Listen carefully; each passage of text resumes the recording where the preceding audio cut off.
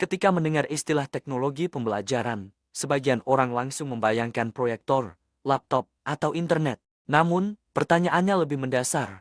Apakah teknologi benar-benar netral, dan bagaimana posisinya dalam pendidikan Islam? Apakah teknologi justru mengikis nilai, atau sebaliknya, dapat menjadi sarana dakwah dan pembentukan karakter? Pada video ini, kita akan mengkaji secara teoritis hubungan antara pendidikan Islam dan teknologi pembelajaran, agar Anda tidak sekadar menjadi pengguna teknologi, tetapi perancang pembelajaran Islam yang visioner dan bernilai. Mari kita mulai dengan mendefinisikan ulang makna teknologi pembelajaran. Teknologi bukan sekadar alat elektronik. AECT mendefinisikannya sebagai studi dan etika praktik untuk memfasilitasi pembelajaran dan meningkatkan kinerja melalui penciptaan, penggunaan, dan pengelolaan proses serta sumber daya teknologi. Dalam pendidikan Islam, definisi ini harus diarahkan pada tujuan akhir pembentukan insan kamil. Artinya, teknologi dalam PAI mencakup segala proses sistematis dan alat yang membantu optimalisasi transfer knowledge dan value ilahiyah agar dapat diterima oleh akal dan hati peserta didik.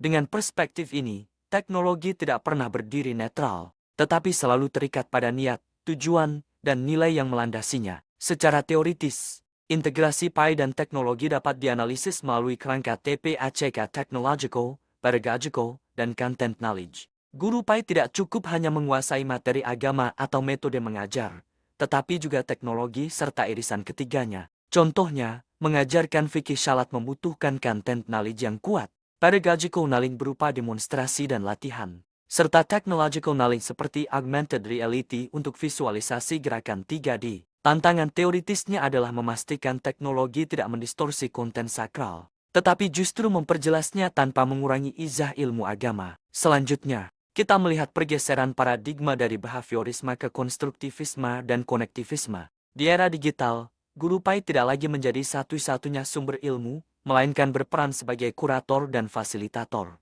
Teori konektivisme menegaskan bahwa belajar adalah proses menghubungkan simpul-simpul informasi. Disinilah teknologi menjadi jembatan konektivitas. Dari sisi psikologi kognitif, teori multimedia Meyer mengingatkan pentingnya prinsip coherence. Selaras dengan konsep ijaz dalam Islam, teknologi yang berlebihan tanpa dasar teori justru meningkatkan cognitive load dan menjadi lagun yang sia-sia. Penting disadari, Islam bukan agama anti-teknologi. Sejarah mencatat umat Islam sebagai pionir teknologi di masa keemasan. Al-Quran sendiri menyinggung Al-Kalam sebagai teknologi pembelajaran awal. Hari ini, pena bertransformasi menjadi tablet, cloud, dan AI. Dengan substansi yang sama, tadwinal ilmi dan nasrul ilmi. Dalam perspektif sistem, pendidikan terdiri dari input, proses, dan output.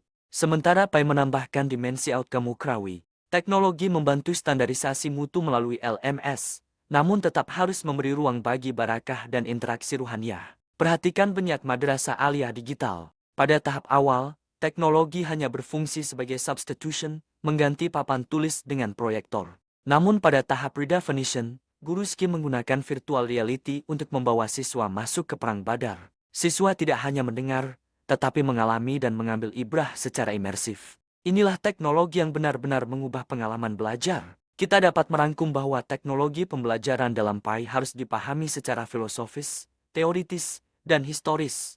Model TPACK, SAMR, teori kognitif, dan perspektif sistem harus diarahkan pada tujuan pembentukan insan beriman, berilmu, dan beradab. Teknologi adalah wasilah, bukan gaya. Sebagai refleksi, saya ajukan pertanyaan, pada level SAMR manakah teknologi PAI di institusi Anda saat ini? Apakah masih sebatas substitusi, atau sudah sampai redefinisi? Dan yang lebih penting, bagaimana Anda merancang cyber pedagogi Islam yang menanamkan murakabah dan kesadaran spiritual di ruang digital? Inilah tantangan intelektual Anda sebagai mahasiswa pasca